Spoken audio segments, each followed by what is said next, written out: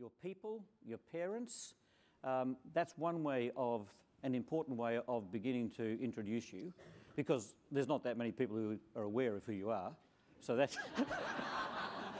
so there's that point. Then there is just the small matter of the fact that you are an elite athlete and an Australian Olympian. That is something that people are aware of, I think, across the globe. And then there's the third part, which is the founder of the Cathy Freeman Foundation. So we want to explore, we agreed on this. Yes, we have agreed. We've got to explore three things. The first thing we want to do is to get a bit of a sense of Cathy Freeman, the person, and the elite athlete. The second part is you as inevitably a role model and a leader. And the third part, I think we want to really go into you as what I've called the activist, a person who's now seriously committed to working in Indigenous communities, and we'll say more about that. But what we want to do is to have a chance to explore all of those three things, but we just thought we might just start with a short film clip. Is that okay? Yes.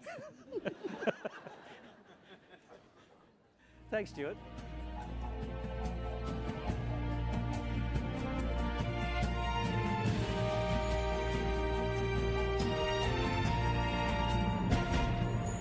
I am my own believer in my heart and reason.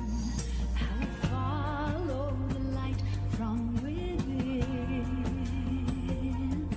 I'm not afraid of weakness. I'm gonna taste the sweetness of the power not to give in. Oh, I will see it through. I believe this is my moment of truth. Dare to dream, dare to fight, dare to be the ever chosen one to touch the sky. Dare to reach, dare to rise, find the strength to set my spirit free. Dare to dream.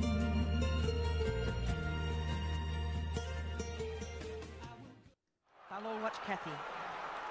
All of the girls inside her. So how will Freeman run it? And most importantly, just who's going to win it? The Australian in 6.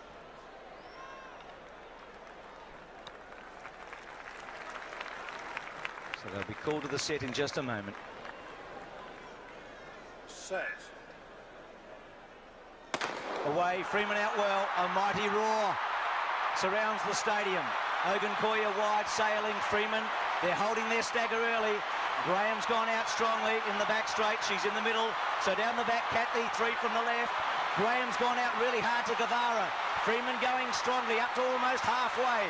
She's 3 from the top. You can see Graham inside of her, probably in front. Mary's having a good run. This is where Cathy exploded in Atlanta. Graham's in front of her. Freeman's got work to do here. There's about 150 to go. Guevara and Mary are right up. It's going to be a big finish. Into the slate, Graham leads. Freeman runs up to her. Mary inside. Cathy lifting. Goes up to Graham. Takes the lead. Looks a winner. Draws away from Graham and Mary. This is a famous victory. A magnificent performance. What a legend. What a champion.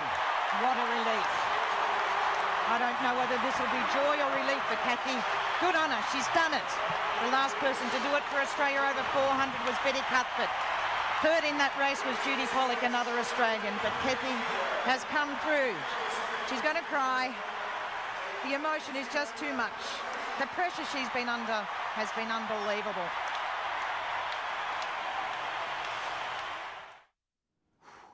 I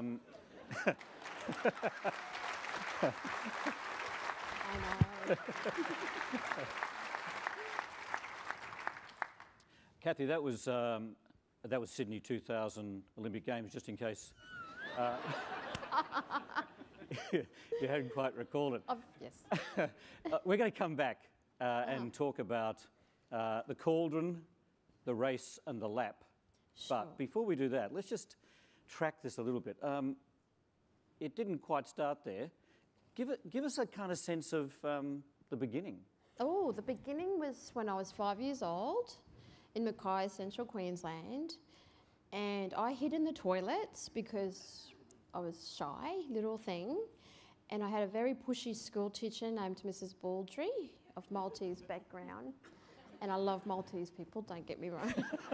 And she just said, you know, Catherine, come on, let's go at sports day, let's go.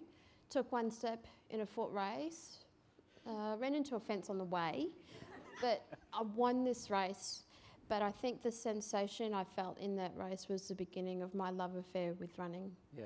And the influences at that point, like was there a real sense of family, your mother, your father, community? Absolutely a sense of family, very strong sense of family, of community, but more so of family. That was my community. Yeah. A very close family. Still miss my grandmother, who passed away in '93. I've always been my mother's daughter in the sense that where she's part of my conscience, which is really annoying sometimes. The good and the bad. The good and the bad, yeah. Yeah. But yeah, I've always been acutely aware of the family of which I'm part of. Yeah. And the school? Absolutely. The principal, speaking of principals, can I? Yeah. Well, you have a daughter. I do. Her name is Ruby. Yeah, Yeah. she's 4-year-old. 4-year-old. Would she be in a school where the principal of that school might actually be in this room? Yes, yeah. Right. So, Brad Nelson, we're not going to call you out by name, but it's nice to have your daughter's school principal in the room. So, but school Lovely. for you was a significant encourager of... Well, it certainly was an incredible enabler because they went beyond the call of duty in a sense, and in terms of just those really beautiful conversations that you have with the child and the parents, and I think there was Sister Joanna and Sister Ida, who were very strong women, strong leaders at St Joseph's in Mackay, who enabled me to go on a plane to compete, and I got to compete, and the rest is history. And the passion for this was strong early, as far as you were concerned. Running became your passion. Absolutely, it was where I found freedom. It's where I felt untouched and uninhibited, and I felt so happy running. Let me, I'll just fast track a bit from like your first race to about 1990 plus. Right. Okay, I better name 1990 because there was a Commonwealth Games in New Zealand. There's a bunch of New Zealanders here, right? And it was the 4x100, yeah? 4x100. Which was actually a time when people really started to recognise just who you were and what you were capable of. But if you take that period, 1992 to 1996, the kind of lead in to Atlanta, just say a word about that period and what your goals were. I was hungry. I was a hungry athlete. I was young. I was feisty. I knew I'd found my thing in life.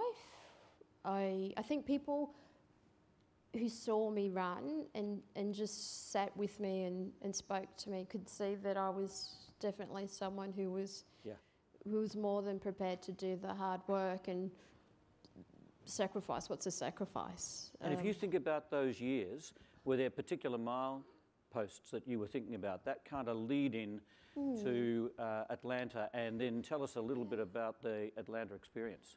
Well, 1992 was my first Olympics in Barcelona. Yep.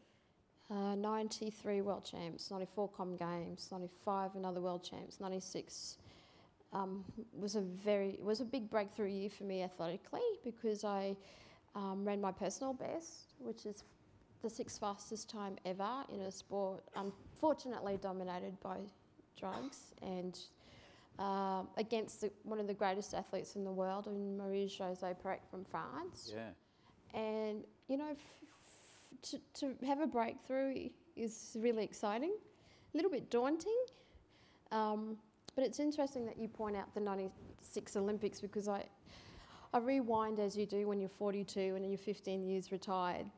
You know, I would just wish I'd believed in my ability a bit more back then. So, but anyway. By the way, you did get some success. I just want you to know that. Yeah, I did. But coming off the back of 96, Yes. what was your state of mind? Were you saying to yourself, okay, I now know that I can take this all the way? I definitely, you know, I realised from a very early age that exactly what I wanted to do, what I wanted to achieve. Yep. I had a big sister who had severe cerebral palsy, who helped to define my character and who determined, what I needed to do in terms of being determined and taking life by, you know, just getting on with life and making the most of it, because she couldn't walk, she couldn't talk, she couldn't sit upright, things like that. So I was very crystal clear about what I wanted to do. At the age of 10, I put on my wall, I am the world's greatest athlete. Amazing. So let me get this clear.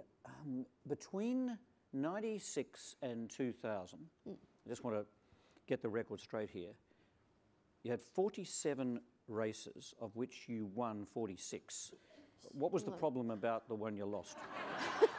I can tell you, I can tell you, I didn't wear socks with my spike shoes, and one of those crazy experiments that you do last minute, and I used to get really nervous before big races, and I did my shoelaces up way too tight and pulled the tongue of my shoe so hard I pulled it off the shoe.